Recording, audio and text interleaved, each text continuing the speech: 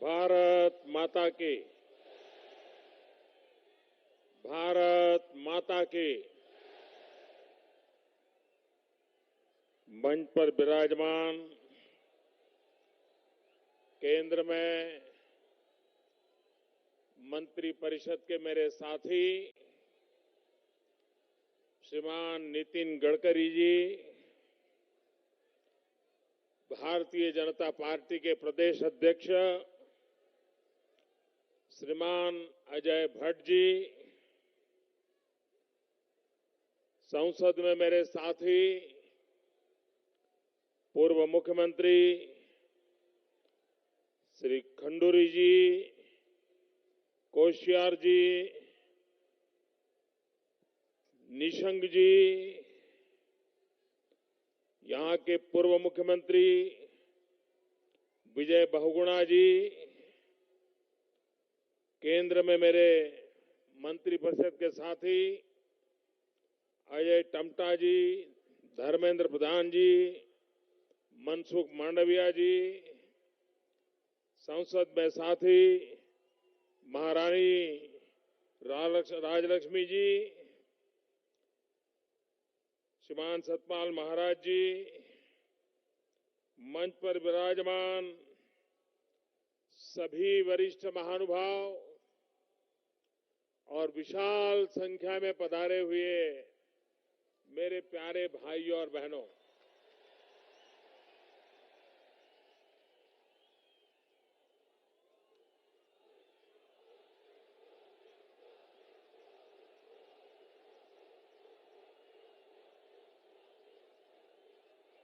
आप लोगों ने आज कमाल कर दिया है जी।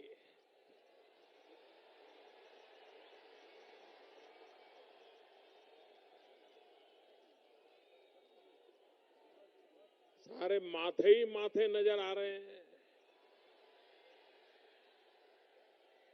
वहां दूर दूर छत पर इतनी भीड़ है, मुझे मालूम नहीं उनको सुनाई दे रहा है कि नहीं दे रहा है।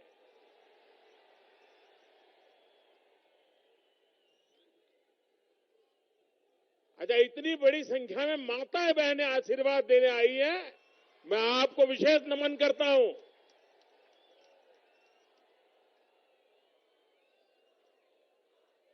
भाइयों बहनों, ये देवभूमि है, ये वीरों की भी भूमि है, ये वीर माताओं की भूमि है।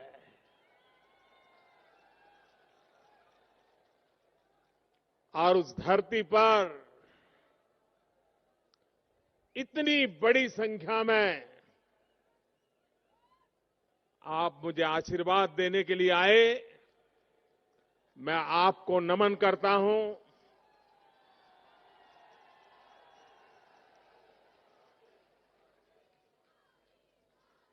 आज मेरे मन में आप लोगों के खिलाफ एक शिकायत करने की इच्छा है।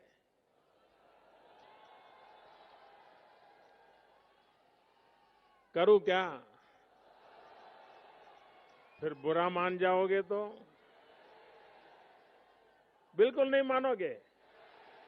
नहीं नहीं, फिर भी मान जाओगे। पक्का? एकदम पक्का? बिल्कुल बुरा नहीं मानोगे? मुझे बताइए, जब 2014 में लोकसभा का चुनाव था, मैं स्वयं उम्मीदवार था प्रधानमंत्री पद का, और इसी चौक में, इसी मैदान में मैं आया था। और उस समय आधा मैदान भी भरा नहीं था। आज क्या कारण है?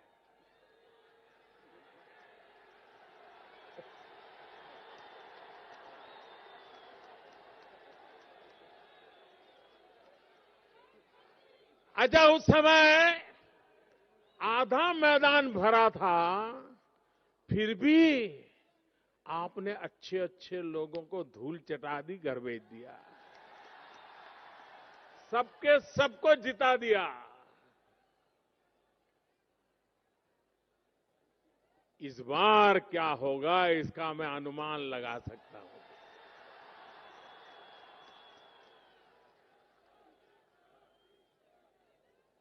ये जन सैलाब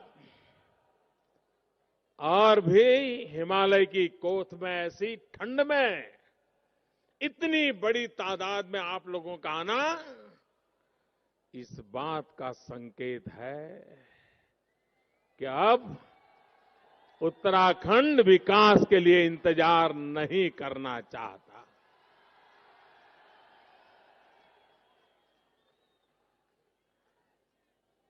भाइयों बहनों,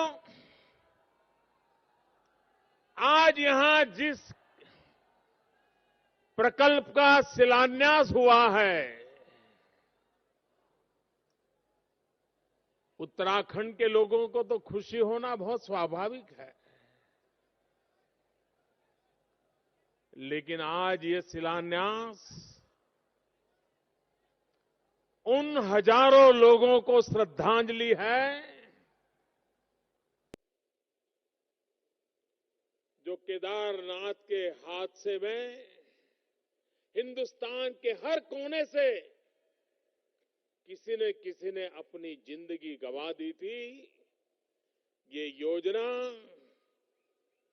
देश के हर कोने से उस भयंकर हादसे में जो लोग मारे गए थे उनको एक प्रकार से तर्पण है, श्रद्धांजलि है। भाइयों बहनों, ये 4 धाम यात्रा के लिए उत्तम मार्ग, अच्छी व्यवस्था उत्तराखंड के लोगों को तो रोजी रोटी देगी, उत्तराखंड के विकास के लिए चारों दिशाओं में नए अवसर प्रदान करेगी, लेकिन ये शिलान्यास हर हिंदुस्तानी के मन को वो संतोष देने वाला अवसर है जिसके हृदय में कभी न कभी मां गंगा के तट पे आना है, हरिद्वार ऋषिकेश जाना है, बद्रीनाथ केदारनाथ गंगोत्री यमुनोत्री की यात्रा करने का जिसका सपना है, बूढ़े मां बाप को लेकर के आना चाहता है। आप कल्पना कर सकते हो आज का ये प्रकल्प उन वृद्ध मां बाप जो आने वाले दिनों में जब यात्रा के लिए आएंगे और सड़क बिना अवरोध ले जाती होगी, कितने आशीर्वाद हिंदुस्तान भर से मिलने वाले हैं, इसका आप अंदाज लगा सकते हो। भाई,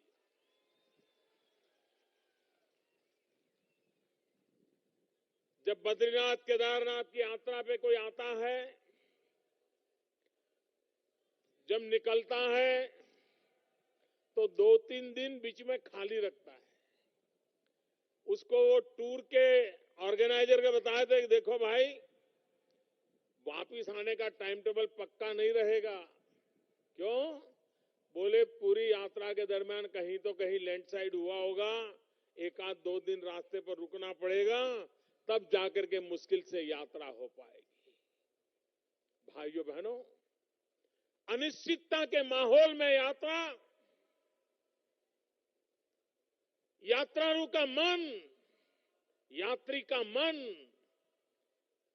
परमात्मा में लीन होना चाहिए। जिस मकसद से आया है, हर चिंता से मुक्त होना चाहिए, लेकिन यहां तो उसको चिंता रहती है कि अगले मुकाम पर पहुंच पाएंगे कि कहीं लैंडस्लाइड हो जाएगी, कहीं ट्रैफिक जाम हो गया होगा, एक आध गाड़ी ब्रेकडाउन पड़ी होगी तो हम आगे निकल पाएंगे कि नहीं निकल पाएंगे। इतनी कठिनाइयों के बीच आज हमारी यात्रा होती है। 125 करोड़ का देश, हर व्यक्ति के मन में अपने मां बाप को कभी न कभी बद्रीनाथ केदारनाथ गंगोत्री यमुनोत्री के दर्शन कराने की इच्छा हो, लेकिन मेरे देश में ऐसी सरकारें आई कि 125 करोड़ देशवासियों की ये इच्छा पूरी करने के लिए भी आवश्यक सुविधाएं नहीं कर पाई। भाइयों बहनों, आपको लगता होगा कि मोदी जी आपने आते ही क्यों शुरू नहीं किया।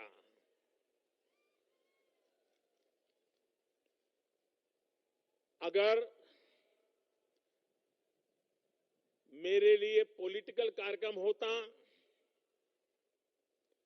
सिर्फ जनता जनार्दन की आंखों में धूल झोंकने वाला कार्यक्रम होता, तो मैं पहले ही दिन आकर के 2 गाड़ियां खड़ी कर देता और कहीं डामर बामर लगा देता तो लोगों को लग जाता कि चलो काम शुरू हो गया।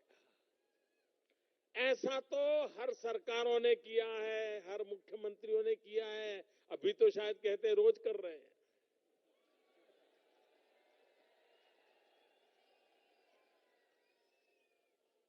अब जनता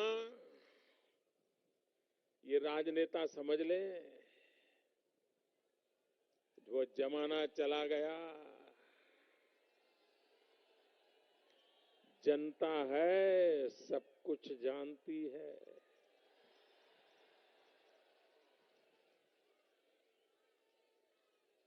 बिना बजट को पत्थर गाड़ते जाओगे तो क्या योजनाएं बनेगी क्या? हंसते हुए चेहरे टीवी पे दिखा दोगे तो क्या गाड़ी चल जाएगी क्या?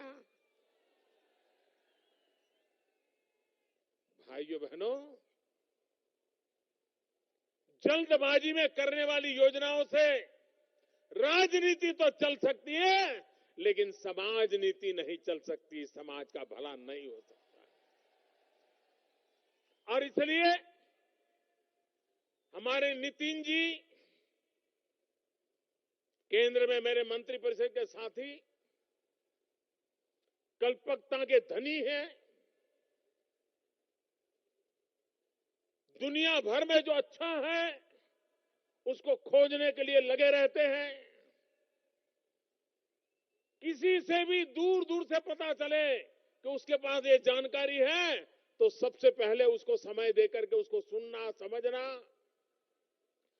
और अच्छे से अच्छा कैसे हो, उत्तम से उत्तम कैसे बने, हर पल नितिन जी ऐसा सोचने वाले मेरे साथी हैं। और इसलिए उन्होंने,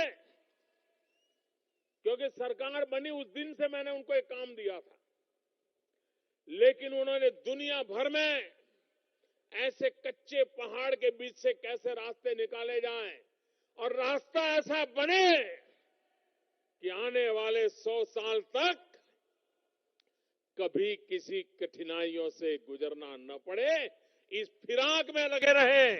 और आज दुनिया भर की कंसल्टिंग एजेंसियों की मदद से ऐसी एक उत्तम रचना की गई है, जिस उत्तम रचना के द्वारा मैं विश्वास दिलाता हूं देशवासियों को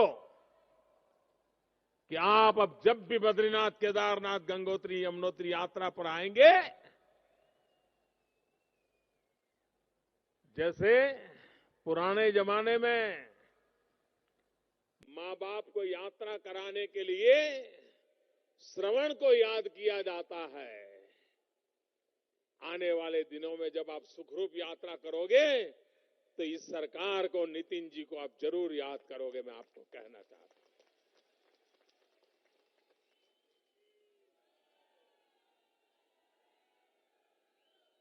और जब सड़क बनती है तो सिर्फ गाड़ियां दौड़ती है ऐसी नहीं है, ये 12,000 करोड़ रुपया लगेगा। इसमें जो सीमेंट लगता है, टार लगता है, पत्थर लगते हैं, उससे ज्यादा उसमें पसीना लगता है। और वो पसीना मेरे उत्तराखंड के नौजवानों को रोजगार देने वाला होगा। कितने लोगों को रोजगार मिलेगा आप कल्पना कर सकते हो? 12,000 करोड़ रुपया जब खर्च होगा, तब उस रोड के काम में लगे हुए कितने नौजवानों के घरों में करोड़ों करोड़ रुपया अपने पसीने की कमाई का जाएगा, इसका आप अंदाज लगा सकते हो। ट्रांसपोर्ट वालों को पैसा मिलेगा, खुदाई करने वालों को मिलेगा, सामान ढोने वालों को मिलेगा, गरीब से गरीब व्यक्ति को इतना बड़ा रोजगार की संभावना इसके साथ है। पूरी इकोनॉमी बदल जाएगी। और भाइयों बहनों, हमारे उत्तराखंड की आय का सबसे बड़ा साधन यात्री है। हमारी यात्रा आय का सबसे बड़ा साधन टूरिज्म है। अगर व्यवस्थाएं ठीक हो, सुविधाएं उपयुक्त हो, जितनी जरूरत हो उतनी सुविधाएं उपलब्ध हो, तो भाइयों बहनों, हिंदुस्तान का कौन परिवार होगा जो 5 दिन 7 दिन यहां आकर के रहने की इच्छा न करता हो। कितनी बड़ी इनकम, कितनी बड़ी इकोनॉमी बदल जाएगी। भाइयों बहनों, जब मैं 2014 में इसी मैदान में आया था, तब मैंने एक बात कही थी आपको। आप शायद भूल गए होंगे, लेकिन मैं भूलने के लिए बातें करता नहीं हूं। मैंने आपको कहा था कि पहाड़ों की जिंदगी में ऐसा कहा जाता है कि पहाड़ का पानी और पहाड़ की जवानी पहाड़ को कभी काम नहीं आती है। भाइयों बहनों, मैंने इस कहावत को बदलना ठान लिया है। ये पहाड़ का पानी भी पहाड़ को काम आएगा, ये पहाड़ की जवानी भी पहाड़ को काम आएगी। ऐसा उत्तराखंड बनाएंगे, ऐसा उत्तराखंड बनाएंगे कि यहाँ के जवानों को ये हिमालय छोड़ करके शहरों की गंदी गालियों में जिंदगी गुजारने के लिए मजबूर न होना पड़े। ऐसा उत्तराखंड बनाने का सपना लेकर के चल रहे हैं। हम विकास की नई ऊंचाइयों पर जाना चाहते हैं। भाइयों बहनों, हमारे देश में आजादी के इतने साल हुए, 18,000 गांव ऐसे निकले। जब मैंने प्रधानमंत्री पद का दायित्व लिया, सब डिपार्टमेंट से पूछ रहा था, बताओ भाई क्या काम चल रहा है, कैसे चल रहा है, कहां पहुंचे हैं, क्या हो रहा है। जब मुझे बताया गया कि साहब आजादी के 70 साल हुए, 18,000 गांव आज भी 18वीं शताब्दी में गुजारा कर रहे हैं। बिजली का तार क्या होता है, बिजली का खंभा क्या होता है, बिजली क्या होती है, उस गांव को कभी सौभाग्य नहीं मिला है। हमने बीड़ा उठाया, 1000 दिन में इन 18,000 गांवों में बिजली पहुंचाएंगे। मेरे अफसर सारे मेरे सामने देखने लगे, बोले साहब जो काम 70 साल में नहीं हुआ वो 1000 दिन में आप पूरा करने के लिए कह रहे हो। मैंने कहा भाई पहले जो हुआ सो हुआ, अब लोगों का मिजाज भी बदला है, सरकार भी बदली है, देश भी बदलेगा। और इसलिए 1000 दिन में 18,000 गांवों में बिजली पहुंचाने का बीड़ा उठाया। भाइयों बहनों, अभी 1000 दिन होने की तो देर है, करीब करीब 12,000 गांवों में बिजली पहुंच चुकी है। खंभा लग गया, तार पहुंच गया, बिजली आना शुरू हो गया। और बाकी जो 6,000 गांव है उसमें भी तेज गति से काम चल रहा है। उसमें मेरे उत्तराखंड के गांव भी थे, वहां भी बिजली पहुंचाने का काम हमने तेज गति से आगे बढ़ाया है। आप मुझे बताइए भाइयों, उत्तराखंड के दूर सुदूर पहाड़ियों में जिस गांव में कभी बिजली का खंभा नहीं लगा था, अगर वहां बिजली पहुंचती है, क्या ये अमीरों के लिए हो रहा है क्या? अरे पूरी ताकत से बताइए, क्या ये अमीरों के लिए हो रहा है क्या? क्या ये अमीरों के लिए हो रहा है क्या? ये गरीबों का हक पूरा करने के लिए हो रहा है कि नहीं हो रहा है? ये गरीबों के लिए हो रहा है कि नहीं हो रहा है? भाइयों बहनों, एक जमाना था हमारे देश में गैस का सिलेंडर लेना हो तो नेताओं के घर के चक्कर काटने पड़ते थे। किसी की पहचान निकालनी पड़ती थी कि भाई हमें एक गैस का सिलेंडर मिल जाए, कनेक्शन मिल जाए गैस का।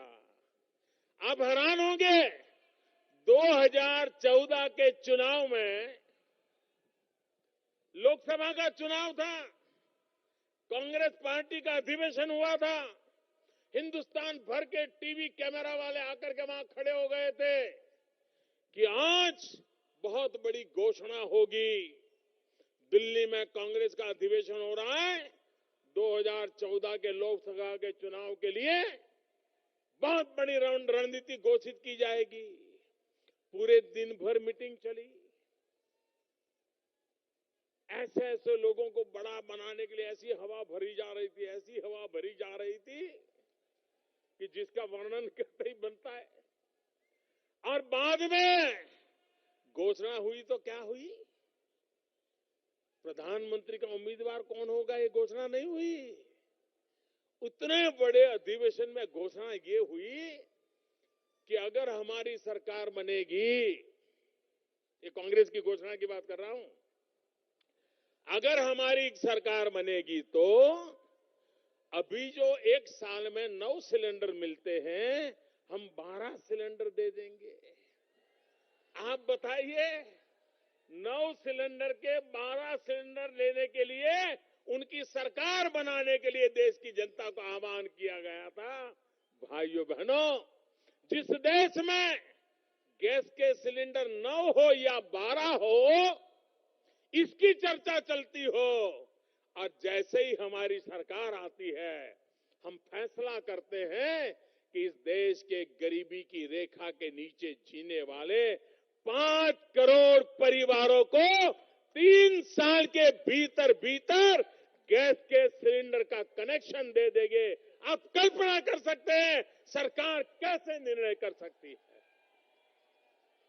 कहां 9 से 12 और कहां 5 करोड़ गरीब परिवारों में गैस का चूल्हा। भाइयों बहनों, और विशेष रूप से इतनी बड़ी मात्रा में माताएं बहनें में यहां आई हैं, तो मैं उनसे कहना चाहूंगा, हमें मालूम है पहाड़ों की जिंदगी। मेरा सौभाग्य रहा है उत्तराखंड में मुझे कार्यकर्ता के नाते कई वर्षों तक कार्य करने का मौका मिला है। यहां के हर गली मोहल्ले से मैं परिचित हूं, यहां की जिंदगी से परिचित हूं, यहां के सुख दुख से परिचित हूं। यहां के अनेक लोगों के बीच में कंधे से कंधे पर हाथ मिला करके जमीन पर बैठ करके काम करने का मुझे सौभाग्य मिला है। इस देवभूमि के आशीर्वाद पा करके मैं पला बड़ा हूं जी। और इसलिए मैंने देखा है, माताएं बहनें जंगलों में जाना, लकड़ियां ढूंढ करके लाना, लकड़ी गीली न हो इसकी चिंता करना। और जब एक मां, गरीब मां खाना पकाती है लकड़ी के चूल्हे से, एक दिन में उस गरीब मां के शरीर में खाना पकाती है, उसके कारण लकड़ी के चूल्हे के जलते हुए जो धुआं निकलता है, एक दिन में गरीब मां के शरीर में 400 सिगरेट जितना धुआं उसके शरीर में जाता है। 400 सिगरेट का धुआं जिस मां के शरीर में रोजाना जाता होगा, वो मां की तबीयत का हाल क्या होता होगा, उस मां के बच्चों का क्या हाल होता होगा। क्या मेरी इन माताओं को बचाना चाहिए कि नहीं बचाना चाहिए? इन मां बहनों के सुख शरीर स्वास्थ्य की चिंता करनी चाहिए कि नहीं करनी चाहिए? इन मां बहनों को धुएं से मुक्ति दिलानी चाहिए कि नहीं दिलानी चाहिए? भाइयों बहनों, हमने बीड़ा उठाया और अब तक लाखों परिवारों में गैस का चूल्हा पहुंच गया है, गैस का सिलेंडर पहुंच गया है। उन मां बहनों को धुएं से मुक्ति मिल चुकी है। उत्तराखंड में भी ऐसे हजारों परिवार हैं जहां हमने कोई पहचान के बिना गैस का सिलेंडर पहुंचा दिया है।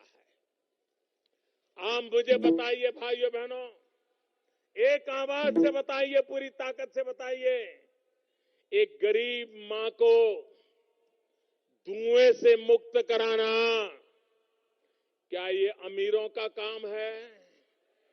ये अमीरों के लिए योजना है?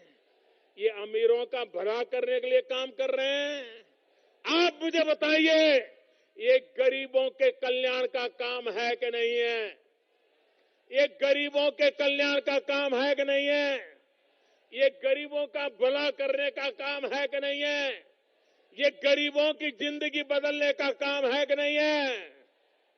भाइयों बहनों,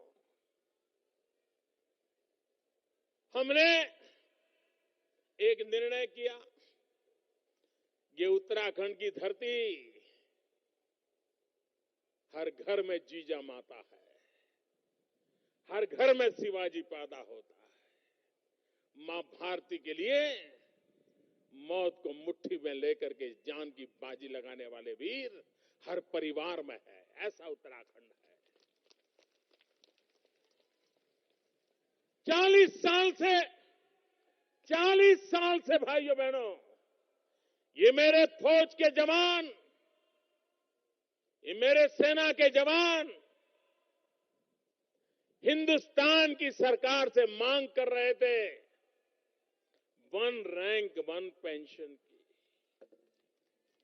और सेना के लोग डिसिप्लिन में रहते हैं, सहन करते हैं, आवश्यकता पड़ने पर शहादत मोल लेते हैं, लेकिन कभी मर्यादाएं तोड़ते नहीं है। 40 साल तक जिस परिवार ने राज किया, जिस पार्टी ने राज किया, उनको कभी हमारे सेना के लोगों की इस मांग की याद नहीं आई। 1 रैंक 1 पेंशन, उसको पूरा करने के लिए उन्होंने कभी सोचा नहीं।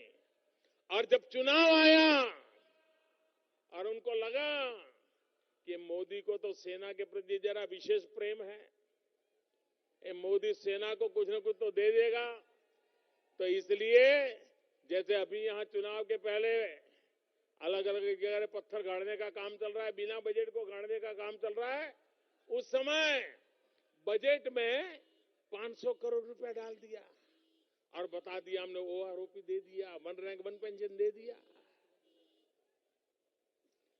भाइयों बहनों, 1 रैंक 1 पेंशन का बजट लगता है 10,000 करोड़ रुपए से ज्यादा। 10,000 करोड़ से ज्यादा।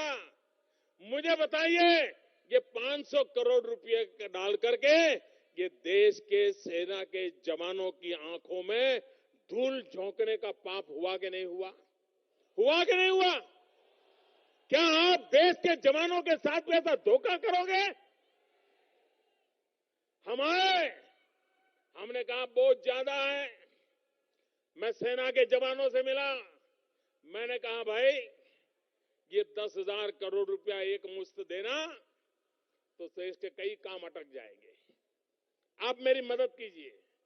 और मैं आज मेरी सेना के जवानों को सैल्यूट करता हूं। उन्होंने मुझे तुरंत कहा, मोदी जी बताइए क्या मदद चाहिए।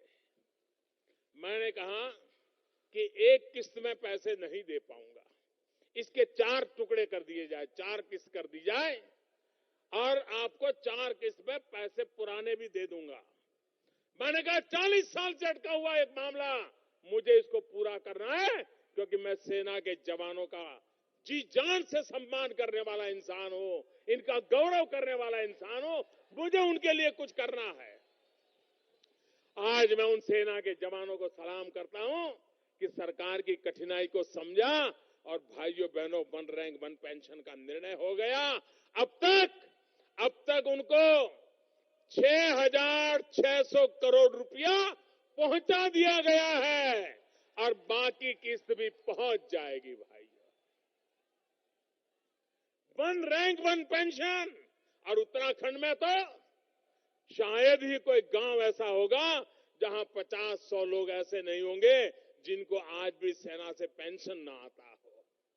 मुझे बताइए भाइयों बहनों, इतनी बड़ी मात्रा में धन जब पेंशनरों के घर में आया, गांव में आया, तो उत्तराखंड की इकोनॉमी बढ़ी कि ना बढ़ी? उत्तराखंड की इकोनॉमी को फायदा हुआ कि नहीं हुआ? भाइयों बहनों, हमारा मकसद एक ही है, विकास करना। लेकिन आप जानते हो 2014 में मैं चुनाव लड़ा, आपने हमें वोट दिया, देश ने भरपूर समर्थन दिया। 30 साल के बाद पहली बार दिल्ली में पूर्ण बहुमत वाली सरकार बनी। आप मुझे बताइए, आपने मुझे प्रधानमंत्री रिबन काटने के लिए बनाया है क्या?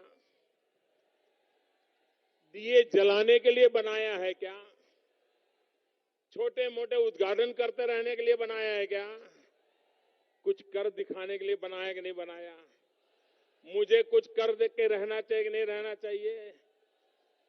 आपने मुझे काम दिया है चौकीदार का। चौकीदार का काम दिया है। अब मैं चौकीदारी कर रहा हूं तो कुछ लोग परेशान हैं, उनको तकलीफ हो रही है, उनको लग रहा है ऐसा कैसा चौकीदार आ गया, चोरों के सरदारों पर ही पहले वार कर रहा है।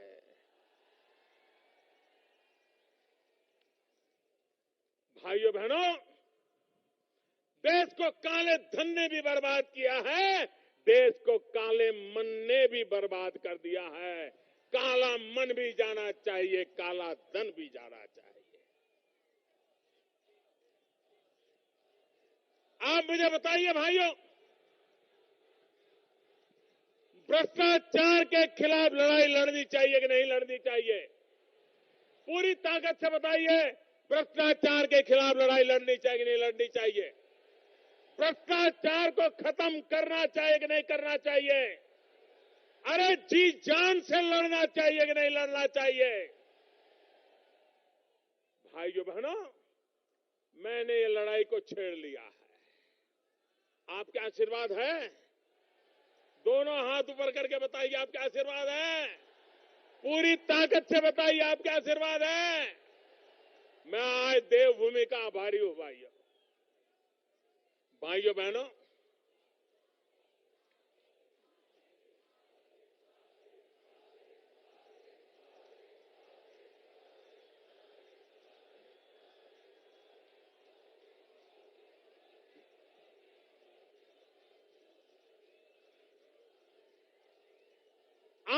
आप जानते हैं, सरकार में एक ड्राइवर की नौकरी चाहिए, प्यून की नौकरी चाहिए, क्लार्क की नौकरी चाहिए, प्राथमिक विद्यालय में टीचर की नौकरी चाहिए, तो भी सबसे पहले कोई पूछता है, यार तेरे मार्क्स तो बहुत अच्छे आ गए, लेकिन कोई जान पहचान नहीं होगी तो तेरा मेल नहीं बैठेगा। तुम कुछ भी कर लो यार, तुम कितना ही पढ़ाई कर लो, यहां तो वो गांधी जी चाहिए, गांधी जी। ग्रीन कलर की नोट पे गांधी जी की छवि होगी तब तेरा काम बनेगा कुछ। ये चल रहा था कि नहीं चल रहा था? हर चीज का दाम चलता था कि नहीं चलता था? भाइयों बहनों, मैंने भारत सरकार में निर्णय कर लिया, मुझे बताइए ये इंटरव्यू है क्या चीज? जब वो एग्जाम देकर के मार्क ले आया है तो तुम 30 सेकंड में क्या इंटरव्यू करते हो भाई? इंटरव्यू लाने वाला बैठता है, वो आता है, अच्छा अच्छा चलो आगे निकलो, आगे निकलो, हो गया क्या इंटरव्यू? यही चलता था। और फिर जो पैसे देता था उसको नौकरी दे दी जाती थी। मेरे प्यारे भाइयों बहनों, मेरी भ्रष्टाचार के खिलाफ लड़ाई उसमें है। हमने फैसला कर लिया, सरकार, भारत सरकार में वर्ग 3 और वर्ग 4 में अब इंटरव्यू नहीं किया जाएगा, भ्रष्टाचार खत्म किया जाएगा। मेरिट के आधार पर जिसका भी मेरिट होगा उसको नौकरी अपने आप मिल जाएगी, कोई जान पहचान की जरूरत नहीं होगी। हमने राज्यों को भी कहा कि हमने किया है, तुम भी तो करो, लेकिन वो नहीं चाहते, उनको तकलीफ हो रही है। कोई बात नहीं, अब थोड़े दिन है।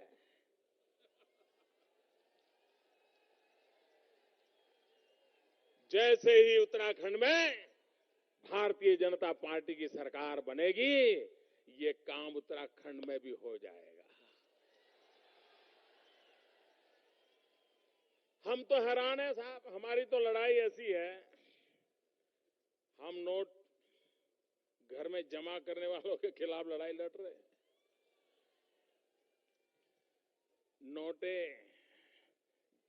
कपबोर्ड में भर भर करके बैठे थे, बिस्तर के नीचे रखते थे, उस पर सोते थे। बताओ ये पैसा गरीब का है कि नहीं है? ये गरीब का पैसा लूटा गया कि नहीं लूटा गया? ये पैसा देश के खजाने में वापस आना चाहिए कि नहीं आना चाहिए? और इसलिए भाइयों बहनों, 1000 और 500 का नोट बंद करके अच्छों के कपबोर्ड खोल दिए हमने। लेकिन बेईमानों की आदत जाती नहीं, उनके ब्लड में ही बेईमानी घुस गई है। तो उन्होंने क्या सोचा, अच्छा मोदी ने 1000 और 500 की नोटें बंद कर दी, अब मोदी को हम दिखाते हैं। पिछले रास्ते से नोट बदलने में लग गए। उनको लगता था मोदी को दिखता नहीं है। लेकिन भाइयों बहनों, उन बेईमानों को पता नहीं था कि हमें पूरी जानकारी है कि बेईमान क्या करेंगे। और आज रोज पकड़े जा रहे हैं कि नहीं पकड़े जा रहे? नोटों के ढेर, सोने के ढेर आ रहे हैं कि नहीं आ रहे हैं? सबका पसीना छूट रहा है। भाइयों बहनों, ये सफाई अभियान है, सफाई अभियान। और देशवासियों ने मुझे मदद की है, इसलिए मैं लड़ाई लड़ पा रहा हूं भाई। अगर देश की गरीब जनता का मुझे साथ न होता तो ये लोग पता नहीं मेरा क्या क्या कर देते जी। अभी भी इसी फिराक में है कि मौका मिल जाए तो टूट पड़ेंगे मोदी के ऊपर। लेकिन उनको पता नहीं है 125 करोड़ देशवासियों का रक्षा कवच करके बैठा हुआ हूं। जब तक 125 करोड़ देशवासियों का रक्षा कवच है, देश को लूटने वाले हम पर उंगली नहीं उठा पाएंगे, उंगली नहीं उठा पाएंगे।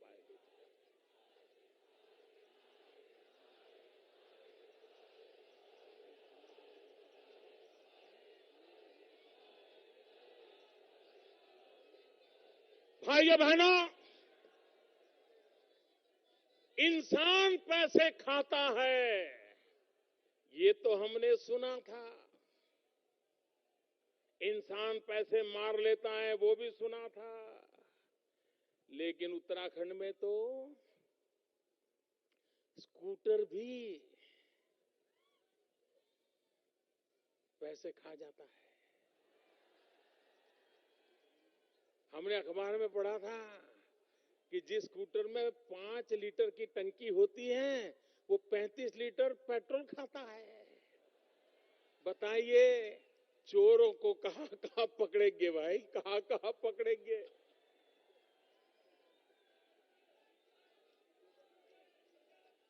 इंसान तो चोरी करता था, उत्तराखंड में स्कूटर भी चोरी कर रहा था सरकार की। भाइयों बहनों, ये दुराचार, ये भ्रष्टाचार, इसने भारत जैसे होनहार देश को तबाह करके रख दिया है। सोना की चिड़िया कहा जाता था मेरा देश, उसको हम ही लोगों ने लूटा है। हमने इसको बचाना है। और इसलिए भाइयों बहनों, मुझे आपका साथ चाहिए, आपका आशीर्वाद चाहिए।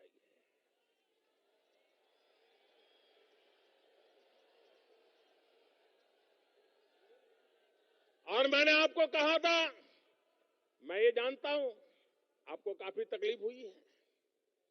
तकलीफ कम नहीं हुई है, बहुत तकलीफ हुई है। लेकिन उसके बाद भी यह देश ईमानदारी की लड़ाई लड़ने के लिए आगे आया। इससे बड़ा देश का सौभाग्य क्या हो सकता है। इस देश का जितना ऋण मेरे सर पे है, इस ऋण को चुकाने के लिए मैं जीवन भर कोशिश करता रहूंगा मेरे देशवासियों।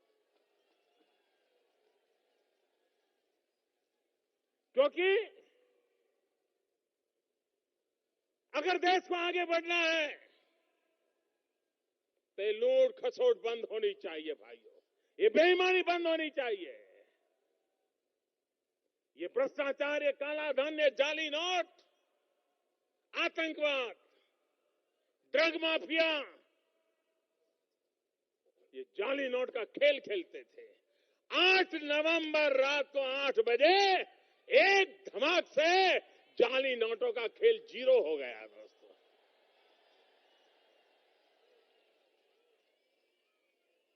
आतंकवाद, drug mafia, human trafficking, underworld, उनकी सारी दुनिया पल भर में तबाह करके रख दी भाइयों बहनों।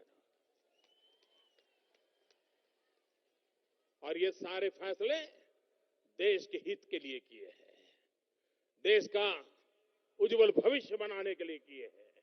और मुझे विश्वास है कि सामान्य मानवी इस देश का ईमानदारी को पसंद करता है।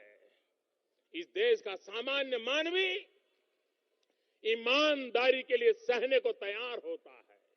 इस देश का सामान्य मानवी बेईमानों को नफरत करता है, बेईमानी को कभी स्वीकार करने को तैयार नहीं है। अगर कभी कुछ करना भी पड़ा तो उसको मजबूरीन करना पड़ता है। रात को वो सो नहीं सकता, नींद नहीं आती है। ऐसे मेरे देश की ईमानदारी है। लेकिन कुछ मुट्ठी भर बेईमानों ने ईमानदारों को दबोच करके रखा है। मैं ईमानदारों की ताकत बढ़ाने के लिए लड़ रहा हूं भाइयों, ईमानदारों को शक्तिशाली बनाने की लड़ाई लड़ रहा हूं। और इसके लिए मुझे उत्तराखंड की देवभूमि से, उत्तराखंड की वीर भूमि से, उत्तराखंड की वीर माताओं से मुझे आशीर्वाद चाहिए भाइयों बहनों, जिन आशीर्वाद को लेकर के हम ये लंबी लड़ाई को जीतेंगे। भाइयों बहनों, अब कुछ ही दिनों में 2017 आएगा। अटल बिहारी वाजपेयी जी ने हमें उत्तराखंड दिया। हम वाजपेयी जी के जितना आभार व्यक्त करें उतना कम है। लेकिन भाइयों बहनों, उत्तम उत्तराखंड बनाना जिम्मेवारी हमारी है। और मेरे भाइयों बहनों, ये उत्तराखंड ऐसे गड्ढे में पड़ा हुआ है, ऐसी खाई में पड़ा हुआ है, ऐसा तबाह करके रखा हुआ है। इसको बाहर निकालने के लिए 5-50 लोग धक्के मारेंगे तो बाहर निकलेगा, ऐसा नहीं है जी। इतना बर्बाद करके रखा है। ट्रैक्टर लगा दोगे दो तो भी नहीं होगा जी। इस उत्तराखंड को इन मुसीबतों से बाहर निकालना है तो डबल इंजन की जरूरत है, डबल इंजन की। एक इंजन दिल्ली का और दूसरा इंजन देहरादून का। अब दिल्ली में तो आपने इंजन बना दिया है, देहरादून में आप बीजेपी का इंजन लगा दीजिए। आप देखिए, देखते ही देखते दोनों इंजन लग जाएंगे, दिल्ली वाला देहरादून वाला, दोनों इंजन लग जाएंगे। उत्तराखंड को तेज गति से आगे बढ़ेगा, ये मैं आपको विश्वास दिलाने आया हूं। मैं फिर एक बार यहां के सभी महानुभावों का इतने बड़े विशाल समारोह के लिए आप सबका भी हृदय से अभिनंदन करता हूं। दोनों मुट्ठी बंद करके पूरी ताकत से मेरे साथ बोलिए, भारत माता की। ऐसे नहीं, पूरी ताकत से बोलिए, भारत माता की, भारत माता की, भारत माता की। बहुत बहुत धन्यवाद।